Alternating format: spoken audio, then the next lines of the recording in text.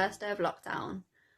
First day of lockdown, that feels like forever ago and quite surreal, really. My first day of lockdown, I took it and ran. The first day of lockdown didn't really feel much different to just a normal day at home, but like knowing I wasn't going to be able to work or rehearse with my friends, that made me really sad. It was a really anxious time. The theatre had already gone into DEFCON 5 following the Prime Minister's recommendation that people not go to the theatre. It's quite anxiety-provoking, really. I guess if I compare lockdown 1 to lockdown 2, there was a sense of novelty about it, a sense of maybe excitement's the wrong word. I think the first day of lockdown was quite exciting, really, because I just moved back home, and well, I think everyone was quite optimistic, you know, it's going to be a few months off work, and you'd have all this time to do all these different things. You know, it was that rush to put together activities and things like that we could do whilst everyone was on lockdown. I remember that initial belief that we thought we were having like 3 to 5 weeks where we all needed to engage. But there was something about everyone coming together in a once in a century experience. Our job is training people to go and work in the NHS, and we've got students out on placement, and those placements were rapidly disappearing as things got more and more tense in the NHS. It was the first time in my life when I felt like this is something I'm going to remember, and I'm going to have to use this time wisely. Workshops and masterclasses. I didn't think I'd be doing as many as I did. I'm usually busy helping family and friends.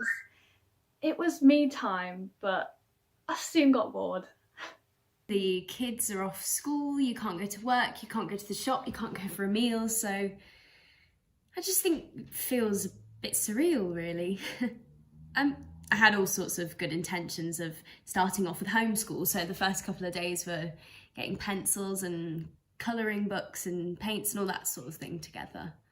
I remember making lists of all these things I was going to do, like I was going to learn Italian and, you know, research loads of different things and like get my life together. And in reality, it was very different. Can't say that lasted very long. Oh, yeah, that's what we did. We did Joe Wicks. We lasted till day 3 of Joe Wicks. I threw myself into Zoom calls and Zoom quizzes and all that kind of online stuff that everyone did. We'd got students that didn't want to be on placement because they were frightened, and we've got staff who were frightened for our students as well as being frightened for ourselves. You know, furlough was extended again, and then again, and reaching the latter part of the year, we were moving backwards. Second lockdown, it was much more anxious for everyone, just like the atmosphere. Lockdown 2. I feel like there's a fatigue around the whole thing and people are fed up, for want of a better phrase. They're just fed up. And to compare how the one felt in the summer when at least there was beautiful weather in May and early June compared to now when it's getting dark at 4:30. I think there was a bit of relief for me because I knew things were getting worse. My mum works in a hospital, so I hear a lot from her, and it was hard hearing that things were getting worse and nothing was changing. So it was kind of a relief to think, right, something's being done to fix it.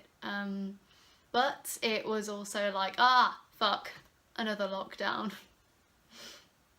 It's very mixed emotions. I was frustrated beyond belief because I wanted the theatre to open, you know, to get to doing the kind of work I was doing before.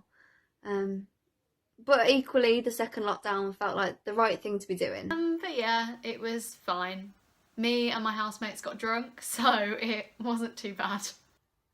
I think we had been anticipating lockdown coming.